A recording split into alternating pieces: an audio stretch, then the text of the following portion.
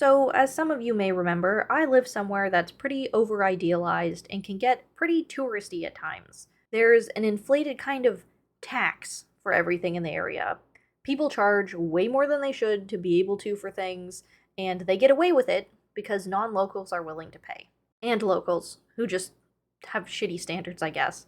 And I explored it a bit with a personal essay in my memoir I'm currently querying how ridiculously overpriced and under accommodated places were that I stayed at while working for my partner's dad's business.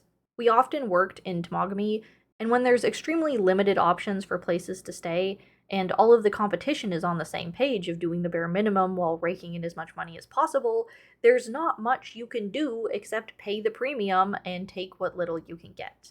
But my partner and his father were just out on a 2-week trip in Temagami this February, and they had to rent accommodations on a cottage island because the boathouse they were working on didn't have heating or water. They couldn't stay where they were working, I should say. And oh my god, dudes, I cannot believe what people get away with it up there. Like what they charge regardless. This location is a little island on a lake. They have several individual cabins that people can rent out. Seeing as it's the dead of February, there's a plowed path and signage to get across the lake ice so people can drive in, and the primary client base for this time is groups of old men doing ice fishing. A week in one of these cabins is regularly around $1,800. To put that in perspective, that's more than $250 a night, which is more expensive than every hotel stay available in the nearest large town, which is North Bay, until you get into the territory of renting out entire houses. So, equivalently, this should provide not only the bare essentials of one of the cheapest hotel rooms that you've ever been in, but ideally have the comfort and accommodations of a mid to high priced hotel stay. Because I am willing to accept that yes, part of the price is purely inflation based on the location and scarcity. When they arrived, there were wet, dirty winter boot prints all over the floor. Not a great start. The owner/cleaner might have been in a hurry before their arrival and just wanted to check up on things, but that is also hypocritical considering the clients were left a list of chores to do when leaving their visit that dictated they could not leave it in that state or risk losing the deposit, you know? So, the cabin turned out to be a bit drafty due to a lack of insulation and weather wear, so they had the heating blasting the whole time. And that ends up being fine. They weren't cold, but I am bringing it up as a bit of a reminder that it doesn't actually pay out to cut corners or shirk maintenance. They no doubt spent much more money on electricity to heat the cabin than it would have cost to take the day and labor to fix the issue. My partner's father has a relationship with the owners, and it turns out their cabin was the best of them in terms of heating, too. Since we're on the topic of building maintenance, one of the doorknobs wasn't working right, so they actually ended up fixing it themselves during their stay. But on to the sorely lacking amenities. First morning they're there, Z makes a pot of coffee to start the day. He goes to pick it up, and the handle comes off. Not only is that ridiculous, but it's dangerous. If he'd been less lucky, he could have poured the whole pot of coffee on himself and all over the kitchen. But then the kicker, looking for a way to at least drink the coffee that they'd already made, there's no goddamn oven mitts in the cabin to pick it up with. Upon bringing it up to the owner, 2 actions happened. One, they were given a different coffee maker and pot, which was so unkept and overused that Z ended up having to spend hours flushing it out with vinegar water. And 2, they were given a singular oven mitt. Just one.